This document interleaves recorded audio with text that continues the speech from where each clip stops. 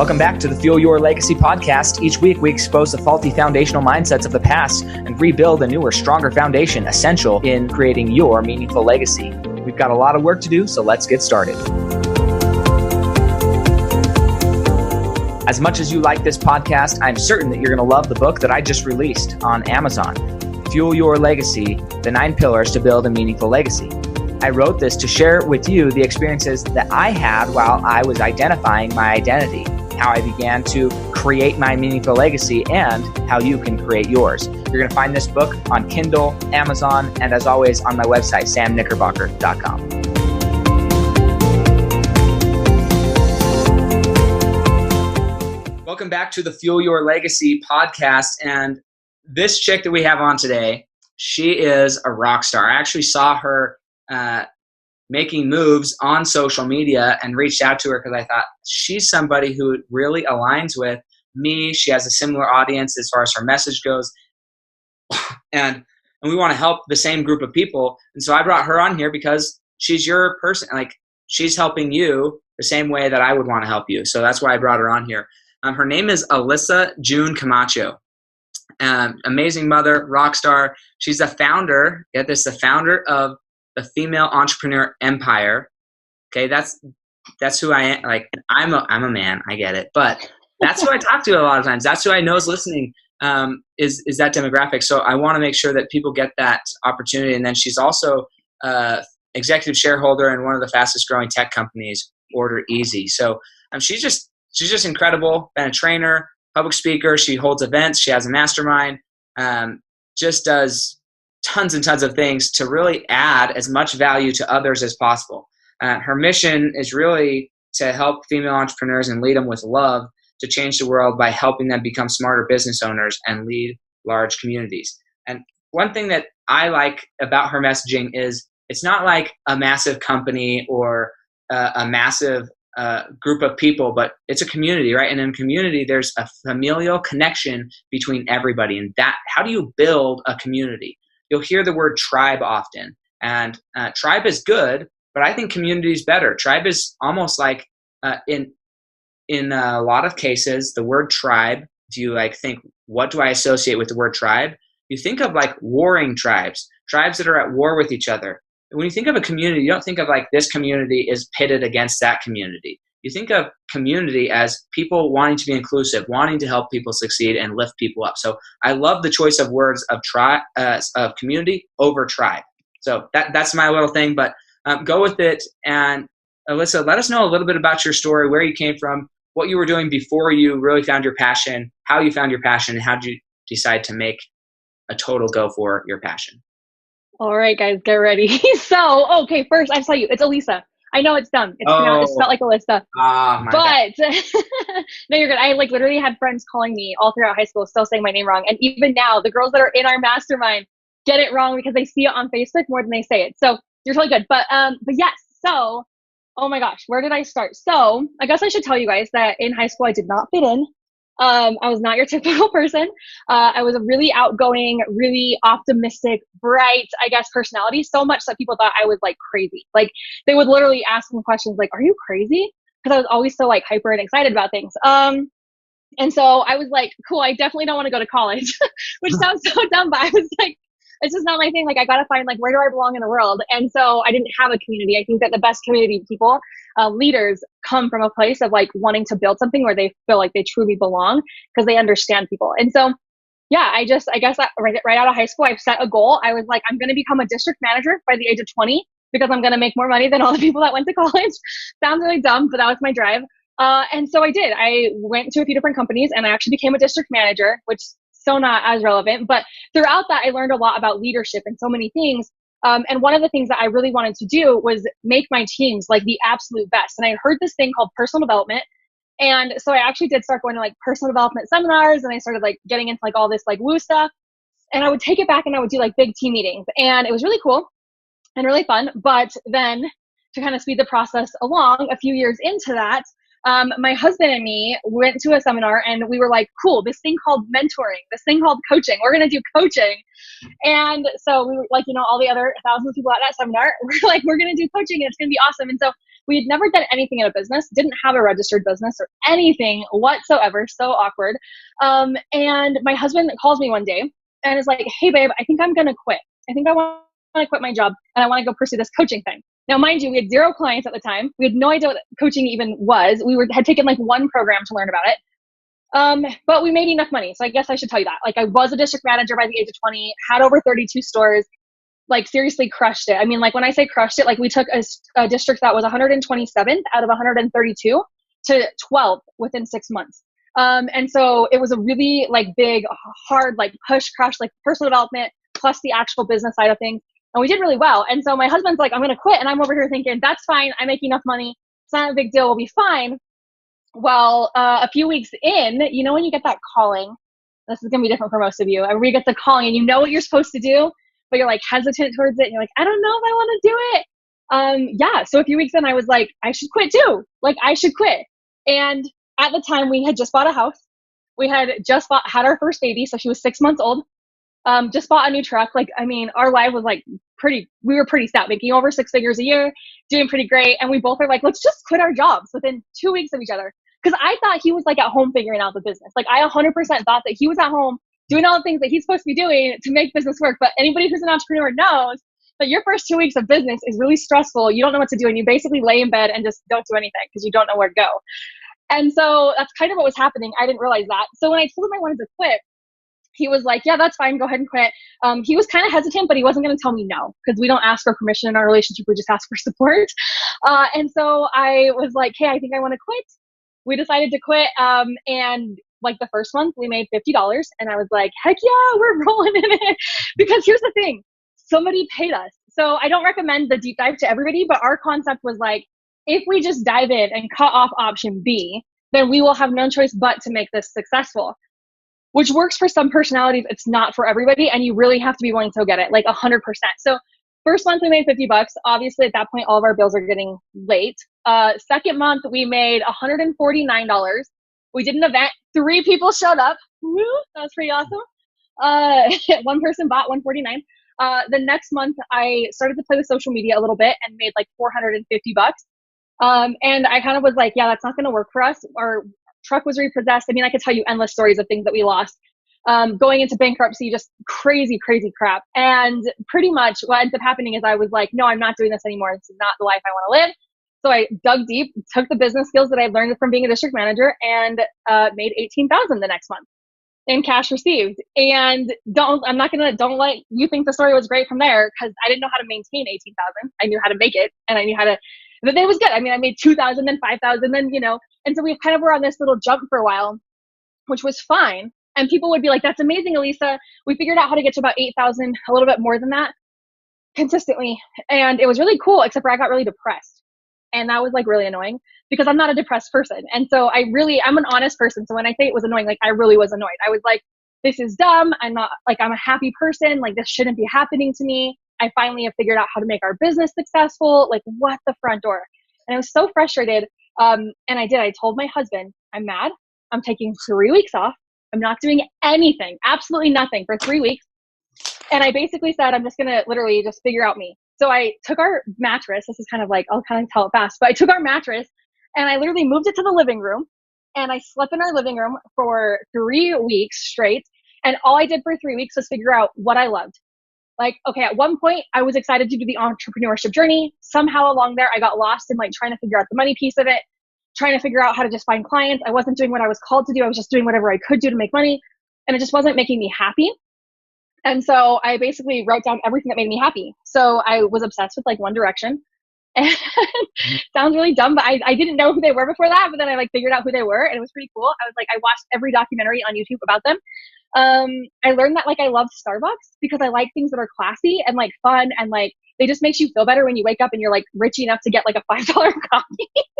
So that was like a big deal. And I don't know, I just like started writing down all these things that I love, music, people, anything. And when I found out towards the end of that 3 weeks, One Direction, like I was so pumped and I was like, I love One Direction. And all of a sudden, like I get to the end of their video and it's like, they're no longer a band, which was really frustrating because I was coming out of depression because there was this band that was so awesome. And I was like, I'm going to go to their concerts. It's going to be great. And then to find out they were not a band, I was like back at square one. And it sounds so dumb, but when you're in a depressed state, your emotions are they can just go up or down so quick. And so from that, I was like, okay, so I have to figure out if One Direction's not there, I got to figure out what's going to replace that. So I started to ask the question, why? Why did I like One Direction? Why do I like Starbucks? Why do I like things? And ultimately what it came down to is everything that I loved came down to basically things that were like really classy, things that were adventurous, but the majority of it was things that had a team, things that involved a lot of other people. And when I asked myself if I could move anywhere and do anything, and what would I do? And I kind of created these 4 different lives for my brain. And I said, if I had 4 different things, what would I do? All of them came back down to helping female entrepreneurs, which I had heard before. I'd like got that in my brain before, but I wasn't accepting it because I was scared I wasn't going to make money doing that. And I had already worked so hard to be successful to that point. So it was like, I don't want to do that. And so when I realized that though, that like I loved community, I loved team. And that's really when you look back at my journey of when I was in high school and I was on dance company and when I was, a district manager for 2 different companies, what I was doing was building really powerful, strong communities and really strong team leaders. And that's pretty much what I was doing. And so I realized I have the skill for this. I'm going to do it. So after that 3 weeks, I guess during the 3 weeks, I kind of got like a huge business idea. And literally after the 3 weeks done, the very next week, I launched our business. Took 2 months to get up and going. And ever since then there's been ups and downs for sure. I didn't take a payout for the first few years from that business. I only took it from our other business, but I like figured out how to build a huge movement across the country in different states and things with lots of different events and so many amazing things because I just took the principle, what do I love? Why do I love it? So that's kind of our jump into entrepreneurship. It's really a bumpy road. Hey, I think most people have a bumpy road into entrepreneurship, and unless you're like Trump and got a small loan of $1 million, then small. I love it. Yeah, most people they struggle, and I think that story is so it's so real and frequent. And people assume that when they're going to become an entrepreneur that, well, I'm going to do it better and different, and it's not going to happen to me. And I say, more power to you. I hope you're right.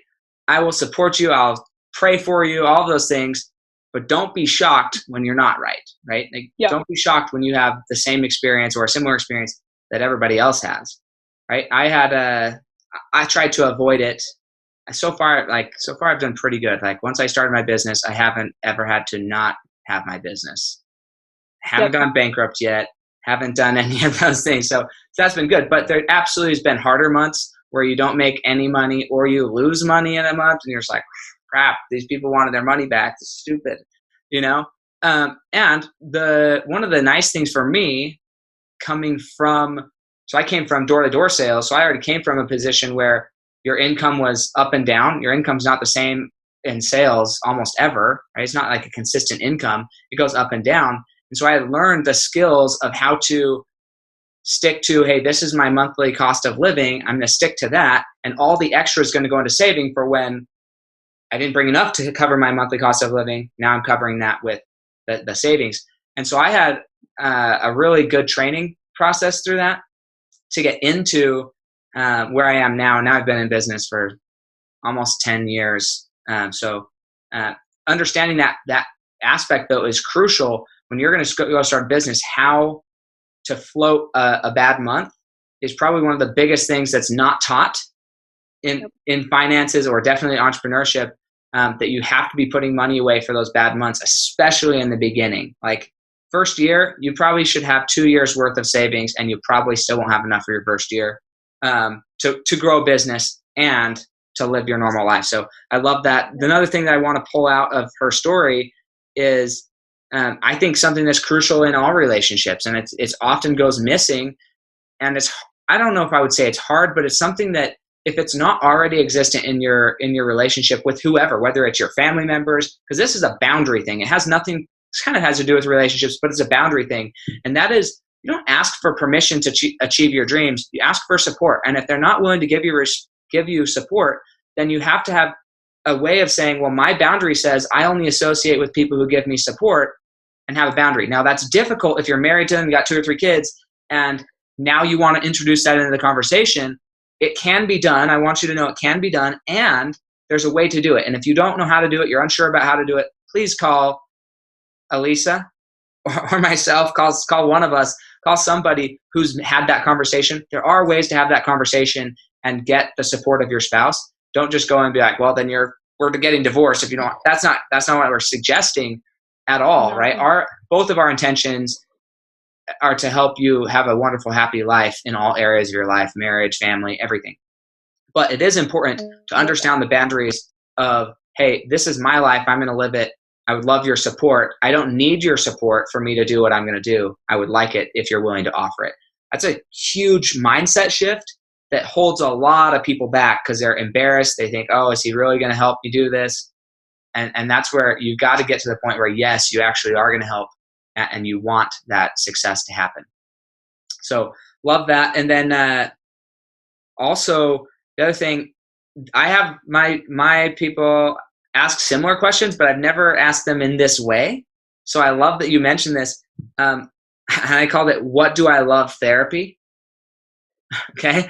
Like that's an essential thing. I have people go through and identify what fulfills them. But honestly, if I wrote down, what do I love? It's a different scenario. And then the follow-up question that you didn't find out until after you had already identified what you love, which I think this is crucial to go through. Hey, what do you love? Really fall in love with it. And then ask this question, why do I love? We're recording this podcast. You guys aren't hearing this till probably April, but we're recording this on Valentine's Day. This is like the perfect day to be recording this podcast. And it's interesting. Why do I love, right? You probably know what you love about your spouse. You probably know that you love your kids or your significant others or your mom or your dad or whatever. But think about, why do I love? Like, what specifically, why do I love them? What is it that they stand for? Who are they as a being? Why do I love them or what I'm doing for work? I love that question. Why do I love what I love? Because that's an internal question. It has nothing to do with them. It's all an internal question and helps you identify your identity a little bit better. So I love that. And then the last thing I want to pull out here is kind of the ultimate stop of what stops most people. And that is, you're scared of not making money through your passion. And so you do what somebody told you can do to make money rather than following your heart. And if there's one thing that anybody could get from this podcast, not just this episode, but as a whole, please follow your passion. And if you are worried about the financial confidence, that's literally like what Fuel Your Legacy is about empowering people with the financial confidence to go and achieve, create, and build their meaningful legacy. You could put passion in for legacy, and you could put making money through financial confidence, right? But this is why I brought her on here, is because our objectives are basically the same with different verbiage. I love that. I love that. And so it's just crazy. It's just a funny thing when you see people and you know your message clear enough, then you'll see other people who are close or completely aligned with your message. And I believe it's incumbent upon you, like you need to reach out to them and talk to them. Even if we were never able to get her on the podcast, I still am happy that I was able to have a conversation with her and that she was accessible through social media. Okay, so I love that. So the question is, now that you kind of have decided to build this community, how long did it take for you to get to the point where you were finally in the flow? I'm going to say in the flow of like, okay, I'm starting to see my vision come to pass, because there's a gap there where like you're still holding your butt cheeks like, oh crap, what happened? But over time it starts to come out and you're like, oh, this is starting to shape up how I wanted it to. So how long do you think that was between the oh crap moment and like, okay, I'm starting to see my vision come to pass? So I'm a really fast mover and I'm mission driven. So for me, it's not money. I mean, don't get me wrong. I love ROI. It's like one of my favorite words. So, but for me, I'm mission driven. So honestly, after our first event, like, so there was probably like a good, I want to say there was like a 3 to 4 week window that I was like really doubting it. And I was like, okay, we did this thing. Are we supposed to do it? Actually, it's funny, right before our event, we did not have the money to host our event. And it was going to be a little bit over $10,000. And we were like, oh shoot, we were in that moment, right? Like, we don't know what's happening. Is it going to work out? And I'm a fast person and I'm a faith person. And so for me, that's why I've been able to create what I have in the short amount of time I've been in business, because like in that moment, I remember being like, okay, what are we going to do? And everybody on my team is looking at me going, Alyssa, we got to cancel the event. We don't have the money. And I was like, no, it's coming. And once again, this isn't for everybody's personality. I'm accountable to me. So if you're the kind of person who can truly step into being accountable for you and truly step into what you love and your passion and your purpose, that's the only way to find fulfillment. And so when you were talking earlier about like stepping into it, I'm like, yeah, that's fulfillment. People wonder why they're not fulfilled in business. And it's because they just have not truly stepped into who they are and owned it. And so for me, that took a few weeks to kind of be like, I don't know, what are we going to do? What are we going to do? And I just kept saying, no, we're doing the event. We're doing the event. We're doing the event. And I literally did not have the money. This was so random. And so like a few days before, everybody's like, Alyssa, are you sure? And I was like, no. I've been here before. Our first retreat was like this. We didn't have the money until 24 hours before. We're doing it. And I just kid you not, right before, I literally got the message of one person to call. And I call this person. I say, hey, I have a really cool vision idea. I want to bring you on board. Let's sit down and talk. And so I went to have a meal with him, my hubby, his wife. We all sat down together. And kid you not, right, like within 24 hours before our event, we received the $10,000 to actually make the event happen. So that was cool because that was the financial piece working out. But that's not the full vision, right? Because my vision was we go to this event, and actually my very first event, we created our mastermind, which is called Inner Goddess Empire. And it's been a mastermind for a little over 3 years now. And it was the first thing we ever sold in our company. And it's still the biggest thing that we sell in our company. And because it's my true purpose, it's my true passion, it's my true love. These ladies are like everything to me. And so at our first event, we sold that. So then like a few weeks later, we actually were living it. We were like in Harmon in a boardroom with like 7 other women teaching all this really cool stuff. So there definitely have been a lot of moments. I think every month I make big jumps, and there's a definite gap where I'm like, what are we doing? My team thinks I'm crazy, but they've kind of learned to just be crazy and roll with it. So yeah, that depends on the moment. Yeah, no, I love it. So the other thing is that I'm curious about when you're making these jumps, tell us the story of your biggest naysayer in life. And this may be even like pre any of this happening, but like your biggest naysayer in life that ever put any doubt into your mind about what you could accomplish. And how have you learned to silence that voice or that individual? And when I say silence, I'm not talking negatively about them, but it kind of goes back to, look, my boundary is I'm not asking for permission anymore. I'm asking for support. That is as a result of learning that she needed to do that. And so I want to know, what's the story behind you learning that? I love that. Okay, so it's not a secret that I've gone through a lot of business partners. Okay, I don't want to say I've gone through a lot. I've had 3 other business partners that did partnerships that didn't work out. And not all of them ended badly, but some of them did end badly, or some of them ended great and then turned bad. Because we're human and we make stories and we make stupid stuff up and then we get insecure about stuff. So it's really nothing bad. But at the same time, like when you are running full force of a mission, once again, I'm a fast-paced person. I'm an optimistic person. So it sounds weird when I tell people my biggest insecurity is that people think I'm too positive to be around. Because you could come to me tomorrow and say, me and my husband are getting divorced, me and my wife are getting divorced. And I would tell you, look, if that's truly what you guys feel like you need, like 100% this is going to be a good thing for you. Like you cannot sit in the crap of it. Like you have to, like first I would obviously tell you like, well, is that something you really want? Like get out of your head for a minute and like really think about, can I make this work? But at the same time, like you could tell me that something crazy is happening. I'm losing my house, XYZ. And I'm going to look at you and smile and tell you, this is great, because the moment that you fell is the moment you learn so much value. It's ridiculous. And I'm like, you just got like $100,000 richer every year for this thing that you went through. And so my brain just only sees the positive side of things. And so as I've gone through talking about like, who are the people that I had to kind of essentially not give my power to, not that they were taking it, it's that I was freely giving power and then creating my own stories around that. Probably have been a lot of people that have been really close to me in business, because when you start to love you and you start to ask yourself the question of, what do I love? Why do I love it? And you go into this point, and I actually have a whole mission behind Love You More, about loving you enough not to fight with somebody, loving you enough not to eat the crappy food, loving you enough to actually go for the things that you want, right? And when I truly embody that, the people around me get shaky. And that's not right or wrong or bad, but I move very quickly, and people start to get like, oh my gosh, Alyssa's moving, she loves herself. And it starts to make them doubt and question them, which then makes me question me, because I'm like, oh crap, I'm being a bad person, right? I'm making people doubt and making people question. And so it sounds really dumb, but it's a big insecurity of mine. And people still, I have some really good friends that will still say things like, Alyssa, just stop being positive. And it's so like, honestly, it's a huge insecurity of mine, but I work through it every single day, because I know, here's the thing that I know. I have a higher power. It's God for me, but whatever your higher power is, universe, source, whatever that might be, 100%, like I have learned that when I am me, I am fully supported no matter what. And I've had way too many things in my life that I have just like, it's not easy. I guess here's what I should tell you guys. It's not easy to switch the mindset. People think it doesn't have to be hard, struggle's a choice, but at the same time, it's a daily choice that you make. It's not something like, oh, I worked through a belief and now all of a sudden I think I'm great and I'll never have to work through an insecurity again. And people want it to be like that. But when you walk around with me, if you took 24 hours and we just hung out, you would literally watch me be like the most positive person in the entire world. And you'd be like, what the front door is this girl doing? Because we would be like, oh, that person did this. The car went that way. Oh, our car broke down. Something burned down over here. And every single time when people get that choice to be mad that they're late for something or mad that something's going wrong, I'm like, okay, the choice is to be mad, but what if I wasn't mad? What if I was happy? Okay, and once I choose happiness, now I can make a decision to solve the problem. But when you're in anger, you can't solve the problem. And so for me, one of the biggest things in taking that power back or kind of shutting that down is knowing, one, that I'm going to have the support from my higher power as long as I choose to make the choice.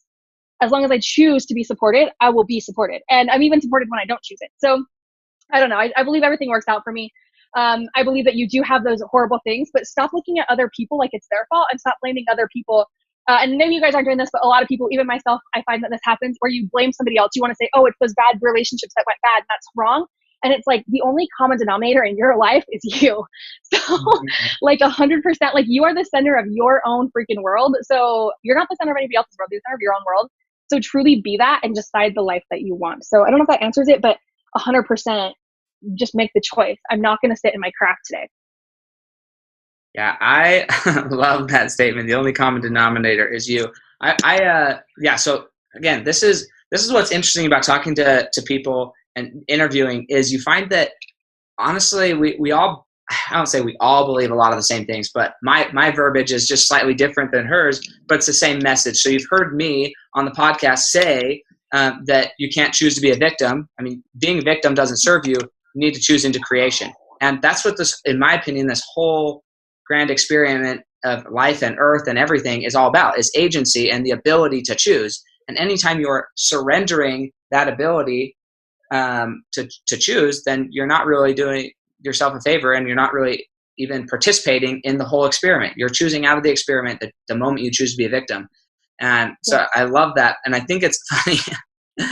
I've never heard it said this way. I think it's great. So the fear of, well, you're fast paced, optimistic, and decisive. I find that myself is very similar to that. But I love that your insecurity, and I'm going to rephrase what you said, but your insecurity is being too good. Like it's being too happy. It's being too optimistic, being too friendly, being too decisive. And it is interesting in life when anybody steps into their power, like even me as somebody who's all of these things, right? When I see another person step into their full power, it's like, it leaves you a little bit quaking in your boots. Like what is going, like we have no idea what to expect because they're absolutely so powerfully, incredibly certain about what they're doing. I'm not sure where I fit into their certain plan. And that makes me uncertain. Right. Yep. And what's crucial in that moment is when you're stepping into that certainty, that you don't allow other people's uncertainty to, so there's two aspects of this statement, right? You don't allow other people's uncertainty to dictate your certainty, but also that you don't dismiss their uncertainty. And this is crucial because sometimes you'll see these super powerful people and anybody who doesn't agree with them is not on the same plane as them or is like, oh my gosh, what's going on? Then they're dismissive. They're like, oh, you can't handle the heat? Get out of the kitchen, right? How many times have you heard that? And rather than being that type of leader, it's better from a leadership perspective to say, look, what about this certainty terrifies you? And what in your life are you this certain about? So you can help them identify that at points in their life, they're this certain as well. And then help them kind of mold into, I can be this certain and in other areas of my life. That's a huge part of coaching and mentoring. So I love that that's your biggest insecurity. And another thing she said, and this is with literally everything in life that I can think of. You just don't deal with stuff once and never deal with it again. Maybe on the outside, you build up such speed filters in your mind to make it appear like she's not dealing with insecurities, or make it appear like I'm not dealing with judgment and condemnation and dislike for other people who I think are not behaving in a productive manner, right? But the reality is, I still have all of those initial thoughts. I just have trained my brain muscles to go through so many filters that it's very rare that those thoughts come out of my mouth, because I've just filtered through. Like, as soon as I have that thought, then I think, okay, well, what's a more compassionate view to view this person? Okay, what are all the things that might be true that I'm unaware of? Okay, how does that make me feel? Why am I grateful that I had this experience, right? So all of those filters are going through my mind microseconds, right? So other people see it as if I don't have struggle, I don't doubt, I don't have stress. That's not the case. I've just learned to deal with it. And for me, that's a really positive thing, because that means you can learn to deal with it as well. It just might take time, but you can learn to handle these things as well. So yeah, that's huge. That section right there, go back and re-listen to that. I know you want to say something, so go for it. I know, I like rewriting my notes. No, I love it. So some of the things that you are saying are like so amazing. So here's the thing. One, if you guys are going to think about what's one boundary that I could put in place for myself and for other people, because we're talking a lot about boundaries and like relationships, and just, I love it when you said like, don't be the victim. Like, I don't hang out with victims. And I used to feel really bad for that for a long time. Like, I would be like, okay, I'm not sitting in your victim story, I'm sorry. And I wouldn't say it like that. I do say it like that now, because my circle's pretty strong-minded. But like, the first boundary is obviously put it on yourself. I'm not going to be a victim, but equally, don't let people go into their victim stories. Does that mean you don't have to have empathy? Of course not. You can have empathy, you can care, you can be compassionate, but don't let them stay there. Be very solution focused, right? And so when you said that, I was like, yes. But also, the thing that I like would point out the most out of anything is that when you step into being you, it intimidates people because they're not sure who they are. Exactly what you were saying, the uncertainty. The best way to do this, and this is what I've learned, I have a really strong team now. I have a stronger team right now than I've ever had before. And I did not think it was possible. And I was so like scared, and I was like, I can't be me. I can't do this thing. And what I learned over the last few years, last year and a half specifically, is that if you are the exact same as somebody else, one of you is irrelevant. So if two people are the exact same in your business or your life or your marriage or whatever, one of you becomes irrelevant. And so a lot of times you have to understand that people are not trying to make you irrelevant. They are just trying to share their joy with you. So example, let's say you go to a movie with your friends and you think it's the best movie ever. The first instinct is to go share it with your spouse, and you want your spouse to enjoy it. So you take them to the movie and they come out of that and they're like, that was the dumbest thing I ever saw in my life. Like, your heart is broken because you just wanted them to love it as much as you loved it. But what you don't understand is that your spouse is allowed to, and the people around you love just as much as you love. They just love different things. And so for me, when I was stepping into me, I had a hard time as a leader helping people love them, helping them see that I wasn't trying to convert them to be the optimistic, crazy, bold, whatever, say whatever you think girl. Like, I wasn't trying to do that. And so it took me a long time to be like, no, how do I show my team appreciation and the people around me for being the opposite of me? Because that's why my team's strong, because we're all different and we all add so many different unique things to the business. If we were all like Alyssa, yeah, we know we would fail. So because there would be too much of it. It would be crazy. So anyway, so that's kind of one thing. When you're you give other people permission to be them. Now you can truly find that space of like, we get to be us. Yeah, absolutely. It's anyway. Incredible. So you may have already answered this then, but I'm going to ask it anyways. If you were to focus on like one specific, boil down everything down to one specific habit, mindset, or behavior that you've used to create your meaningful legacy, what would that be? And then how could we like apply it into our lives? What's like something we could do on a daily basis or weekly basis to kind of start using that habit or mindset or behavior in our life? Yeah, I love it. So it's my love you, like it's what I just call love you more, right? And most people that follow me know, but obviously this audience might not know that. So last year my mom got sick with cancer. Actually, about a year and a half ago, she got sick with cancer. And it was a crazy journey, right? Like, it was like, I don't know if you guys know this, but like 2% of people that do chemo actually survive. But yet we're still pushed to chemo. I host events and I speak at a lot of events. And whenever I ask the audience, who here knows that cancer has been solved or has heard that it's been solved, you either know or you have heard that it's been solved. And more than half of the audience raises its hand, but yet we're still pushing people into things like that. And so this message has been with me for a long time, but last year my mom passed away. And that was a big opener for me. And I was like, what am I supposed to be learning right now? Why is this happening? What's the lesson that I get to learn? And what do I get to process and go through? And one of the things that my mom said right before she passed away was literally, I was like able to be there with her when it happened. One of the biggest things that she told me, looked at me and she was like, Alyssa, it works. Everything you're doing works. And as somebody who comes from a long like list of like the last few years of like personal development, all the woo stuff, do the energy work, but then I'm super business minded. So I'm like, no, we got to do the marketing, we got to have the sales, and then it's like, okay, but Lisa, stop doing that and focus on the woo, right? And go towards the mindset and hang out there too. It was crazy to me because every time that we do an event, we ask the audience, not every time, but most of the time we do an event, we ask the audience to say, what's the biggest problem in the world? And then we have their table solve it. And every time it boils back down to what's the solution? The answer is always love. And we know love starts with you. And so people literally, you guys, are dying because they're not picking them. People are getting divorces because they're not picking them. And I don't mean it like to walk in a room and be like, oh, I'm arguing with my spouse and I'm going to pick me, so he's wrong. That's not what I'm saying. What I'm saying is love you enough to see the bigger picture. Love you enough to know, okay, I'm fighting with somebody right now, or I want to eat that bad stuff that's bad for me, or I'm going to put these chemicals in my body and I know I shouldn't do it. Love yourself enough to make the right choice. Walk away for a second. Don't say that thing that's mean to your spouse, because it hurts you when your spouse hurts. I know this for a fact. There's nothing I want more than my spouse to be happy and love me. And there's something I know about women that are married, you don't even realize the gift and the power that you hold in your relationship, because men truly just want their women to be happy.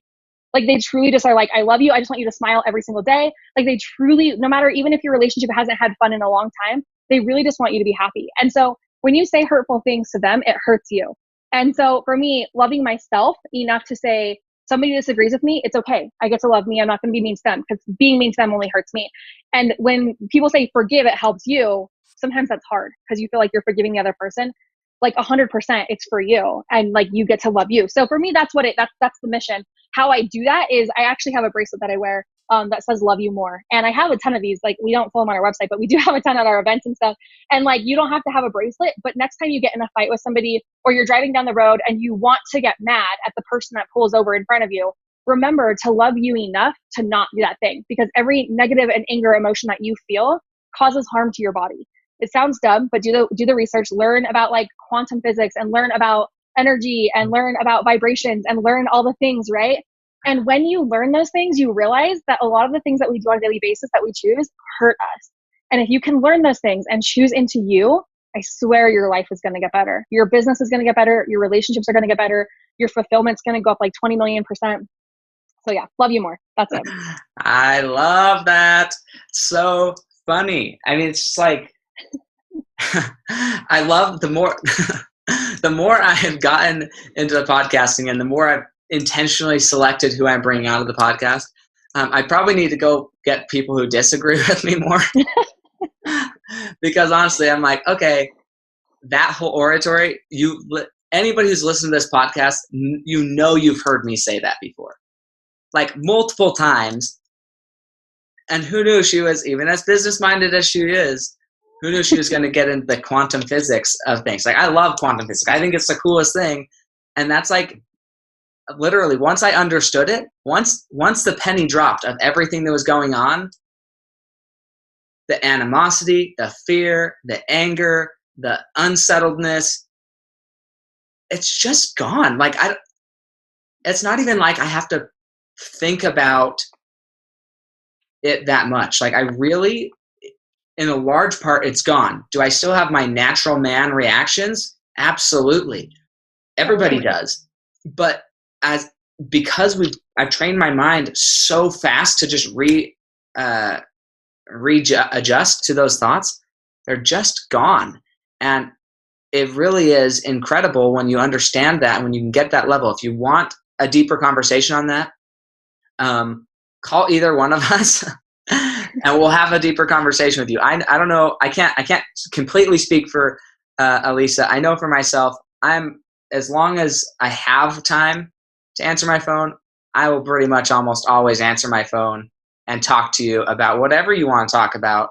And if I can't have a full conversation there, I'm totally willing to schedule. I don't even charge for those conversations, because I just love the conversation so much. It energizes me. It's where I feel I'm in my ultimate purpose and what I believe I was sent to this planet to do. And for me, it's very difficult to charge for something I believe is my ultimate purpose. I've tried it multiple times. It just doesn't work. There's a lot of things I'm willing to charge for. Me having life-changing, what I would call spiritual or religious conversations, every time I've tried to charge for it, I feel so out of authenticity that I can't do it. So those conversations, they're free anytime. Please give me a call. My cheekbones are literally on fire from smiling too much during this episode. So that's hilarious. Anyways, I haven't smiled this much about a podcast in a long time. So thank you, Alyssa. This energy is infectious. You gotta go watch the YouTube video of this because she's literally dancing in front of the camera. I love it. Yeah. No, I have a lot of energy. It's real. She does. It's incredible. And the cool thing about energy, just since we're on the topic, this is over a Zoom call, guys. This energy is transferred by, it's not like you have to be in physical proximity. The energy is just transferred. Anyways, energy transfer, learn about it, quantum physics, learn about it, all those things, learn about it, and learn about business, because having a bunch of knowledge with no way to communicate it is basically useless knowledge. I mean, it helps you, which is good. It'll impact the people around you. But how can we share it on a bigger level? So let's say we did want to go to one of your events and get in contact. Now, I understand that you primarily are focused on women. Do you do other stuff for men as well? Does your husband still do mentoring for men? Or is it just like all just women, that's it, men not allowed into that? No, I love it. Yeah. So for our events, for the Female Entrepreneur Business Conferences, the only way to get in as a guy is to be on our event team or to be a speaker, because we do create a space for women. What about trans people? Let's be honest. We accept all people. I mean, we have had guys come too. So it's about creating a space where, like, if you're sitting next to a man and he doesn't feel safe enough to say, I feel weak, and you don't feel safe enough to say, I feel vulnerable, it's like hard. And so our society's created this weird thing. So me and my husband are super transparent people, but yeah, for our events, it just works really good that way to create that space for women so that they feel safe enough to cry and move through and process. But all of our courses that we do allow men into. So we have like our money mindset course, we have like our business boot camp and all of those things. And so if you're a guy and you're like, I'm loving this energy and I love the knowledge, you can, I mean, it's all girly branded, like it's pink, but like we have guys take our stuff all the time. And then we are top secret working on a few events to collaborate with people. We have a few people coming in from LA this year to host events out here with us that are going to be open to anyone. So I'm excited about that because I feel like it's been a long time coming. A lot of men have been asking for it. So we're going to kind of deliver that. So that'll be announced later this year. Yeah. Cool. Well, no, that's good. So where do they go? What's the website? Do you have your own podcast, books, anything like that? How do we get more involved? Yeah. So the bestest way to do it is to follow me on actual just regular Facebook. Like become my friend on Facebook or follow me if I don't have friend room. But you can go to femaleentrepreneurevents.com. So femaleentrepreneurevents.com. You can see all of our programs and courses there. Also our events are there. That's probably the fastest and easiest way. I mean, we're everywhere. Obviously we have like an Instagram, a TikTok, whatever, but like it's Facebook's where we hang out. Okay, cool. No, that's good. Cause that's huge. Understanding that people are everywhere, but where do they hang out and where are they going to engage with you? If you have questions, just go talk to her. I mean, that's how I found her. I saw her on Facebook and I was like, this chick, we align, we need to talk. And so I just reached out to her, and like myself, her, most people I know, especially successful people, most of them are willing to have a conversation. If you're coming with like real interest to get help, most people are willing to have a conversation. But people who don't want to have a conversation with you, it's when you're coming and you're just wanting to suck some fame or suck something from them. They don't have time to like be sucked. So like, I don't want to be around victims and I don't want to be around people who are just about them. But I will tell you guys this, like, here's the thing. I tell people all the time, my audience, even the girls in my high level mastermind, okay? I tell them, you guys do not get enough out of me. You could get so much more out of me if you're willing to just ask bigger questions. So like when you have a question, like write it down. Like we go throughout the day all day and we don't write down questions that we have. Write it down the second that you have it, because then somebody's going to cross your path. You're going to get on Facebook. You're going to listen to this podcast. You're going to do whatever. And you're going to say, dang, I need to ask him questions. I need to ask her questions. And you can, because people that are really actually truly aligned with what they're doing will answer it. Like he said, I'll literally answer anything that you want. I don't have an issue doing it because it's so transparent and transparent. There's something beautiful about it. But anyways, point being, write down your questions and truly ask them. You will quickly find that if you take action, those people will actually draw to you. Even though they make more money or seem more successful to you, there's nothing more addicting than somebody who takes action on advice that you give.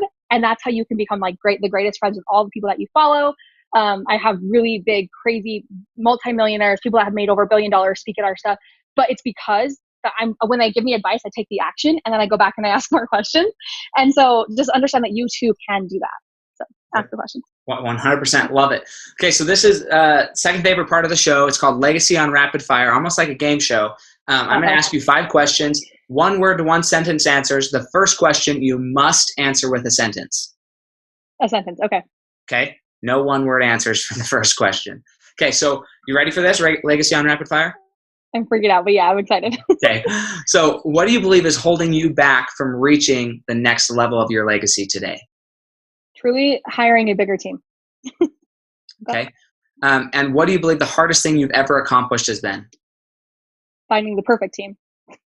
What's the greatest success at this point in your life? $500,000 last year. Awesome. What is you? So we're going to ask this a little bit differently, but what's one secret that you believe contributes to your success? I am selfishly in love with myself, so I will do. Oh, it's 1 word. I love me. No, you can answer that with a sentence. Just the first one has to be. Okay. Yeah, selfishly in love with yourself. 100%. I love me. I take self-cations a lot. Awesome. And what is 1 or 2 books you'd recommend to the Fuel Your Legacy audience? Yeah. So if you haven't read Tim Grover's, oh gosh, what is it called now? Tim Grover. Relentless. Someone help me out. Yes, Relentless. Go read that book. That is an amazing book. And then also, if you're into leadership or you're wanting to build a movement, I would say Jocko is his name. Now I can't remember. Do you remember? It's Jocko Willick or something. And it's like Living with a Seal. No, yeah, that's actually a good. I love that book. But no, it's what is it? Extreme Ownership is the one that everybody loves. The other one I like more, but there's another book that he has on leadership. Read that one. But yeah. Okay, well, just go look for everything by Jocko and read it. Is basically what she's saying. Yeah. Okay, perfect. So this is my favorite part of the whole episode, which is why I save it for last, because I want to see how alignment people are. So if you haven't listened to any of my podcasts, it's a surprise. If you have, then you'll know what's coming if you haven't forgotten. Okay, but we're going to pretend that you've died and it's 6 generations from now. So your great, great, great, great, great grandchildren, they're sitting around a table and you get the opportunity to come in, kind of like be a fly on the wall of that conversation and hear what they're saying about you. What do you want them, your great, great, great, great grandchildren, to be saying about you 6 generations from now? I'm so happy that she did whatever she wanted to do because I love me, as in they love themselves so much. Like me, I took a leap and I loved me enough that whether they were softer, whether they were bolder, whether they were loud, whether they were quiet, whether they were super loving, whether they were super fierce, and like whatever it is, that they truly love them and that they're like are so happy that I did that first. Fantastic. And that is the perfect answer. If you listen to this podcast, then you know that is the theme. Authentic with who she is. She showed up that way today. I'm confident that if you follow her on Facebook, she's showing up that way every day on Facebook.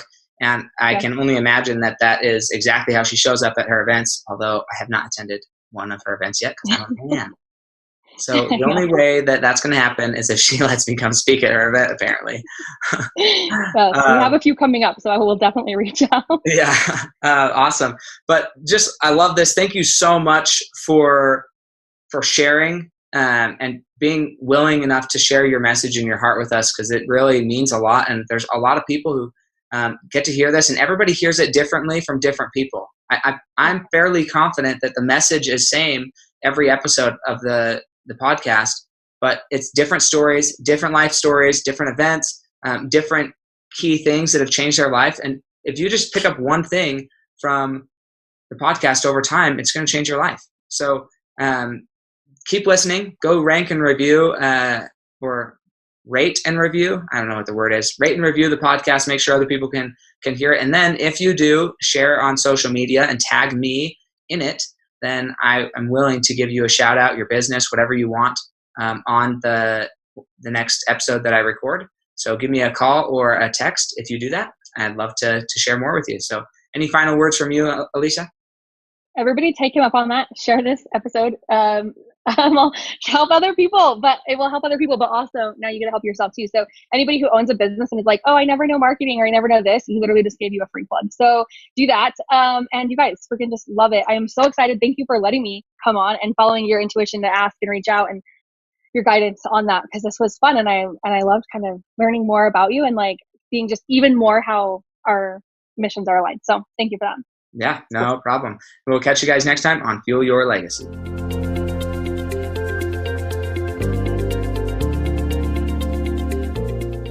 Thanks for joining us. If what you heard today resonates with you, please like, comment, and share on social media. Tag me. And if you do give me a shout out, I'll give you a shout out on the next episode. Thanks to all of those who've left a review. It helps spread the message of what it takes to build a legacy that lasts. And we'll catch you next time on Fuel Your Legacy.